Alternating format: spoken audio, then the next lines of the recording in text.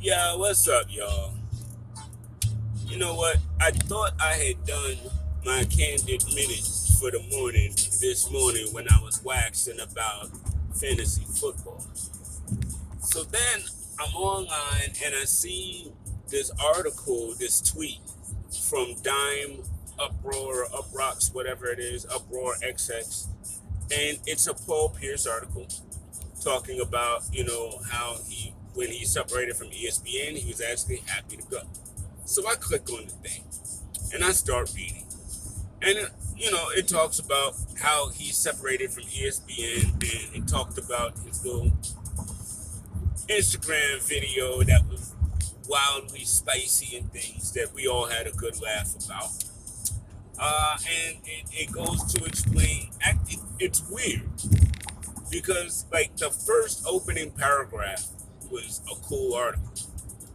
The opening paragraph.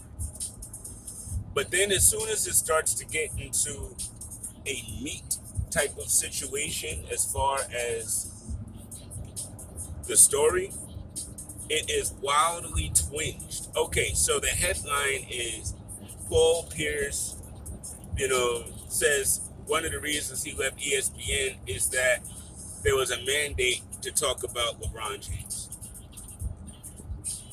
Now, did the author of this article delve into that aspect or see if there's any truth to that? Did he interview anybody else from ESPN to corroborate the fact that they have certain talking points? No. What the author proceeds to do is laugh at Paul for having, during his jersey retirement ceremony that LeBron and them won in the game, the author seemed really happy about that, which was weird because number one, it's an article about Paul Pierce. So why are you being disrespectful of the subject of your article in the article? That's very weird. And then it tells a bit of a really sideways, nuanced part of a story, as where it says that, you know, Pierce was bad and all that LeBron had pulled uh, Ray Allen, again, so a lot of stuff that literally has nothing to do with the article and the subject that the guy is writing about. And at the end, he even kind of laughs at Paul a little bit. So this article and this author fucking suck. Pardon my French, but y'all, you suck. You're awful at your job. You're really not good at it. Because that's not journalism in any way, shape, and form. And yes, god damn it, I've been trained in journalism. I've taken journalism classes. I have been a military photojournalist, ran my own pad. I know about journalism. Written stories, there's a difference between a feature story and a news story. And so many people get that twisted today. It's ridiculous. If you're going to do a feature story, let it be a feature story. But at least add facts to the daggone thing. Add something. This article was literally like, oh, we hate Paul Pierce and he's stupid because LeBron did this to him and he's just mad that he don't want to talk about LeBron. Listen, if I was hired tomorrow to talk on ESPN, I could talk about every player in the NBA easily. There are players that I would like to talk about more than others, and there's plenty of players and there's specific players that I feel like get too much people talking about them left, right, and the third. So come on, don't ask me to do it. And I'm gonna be real about it. And you may want me to talk about a particular athlete. Now, are you gonna tell me what I'm supposed to say about a particular athlete, or am I able to talk about my experiences and how I feel towards certain, you know, athletes?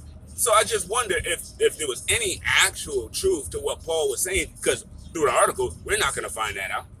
Because honestly, it seemed like other than making fun of Paul, the article was not about finding that out or finding out if there's any truth to any of this ESPN madness. And dude, you're doing a story on ESPN right now with all this other stuff popping off with First Take, with Rachel Nichols, with Malika Andrews and Joy Taylor, all this stuff going on. And your article focuses in on laughing at Paul Pierce for LeBron's sake. That is the irony of this article, because Paul in the article says he's told he has to talk about LeBron and he doesn't really want to, and I understand why. Because LeBron had to go and super team up with D Wade and Chris Bosh to beat an old Paul Pierce and Kevin Garnett. And that is actually true. That's the actual of that. You know what I mean? So when you're looking at these stories online, guys, you really got to see where these stories are coming from. Because if you're just looking to read hype, at least tell me it's a hype piece. So I, with my intellectual nature locked in, can refuse to read it, watch it, be a part of it at all, because it's not, quality journalism. I'm a quality journalist. Dude, if you're not going to go, let me in at the very least. Yes, I argue at cars as I drive. And this dude is literally just hogging the lane. He is not going fast at all.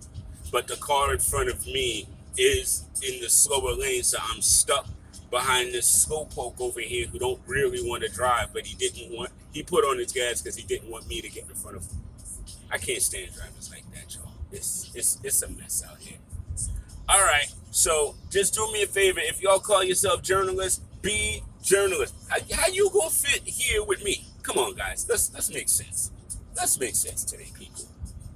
All right, because folk are being wild ignorant on the roads, I will holler at y'all. Have a great day and a great night. And make sure y'all check out the Candid Corner once again tomorrow night. You got General Steele, Daniel Artez, K. Lewis in the building, K. Dot. So it's live in effect, man. It's crazy. It's beautiful. It's everything you love. It's your main man, Coach Fob. I holler.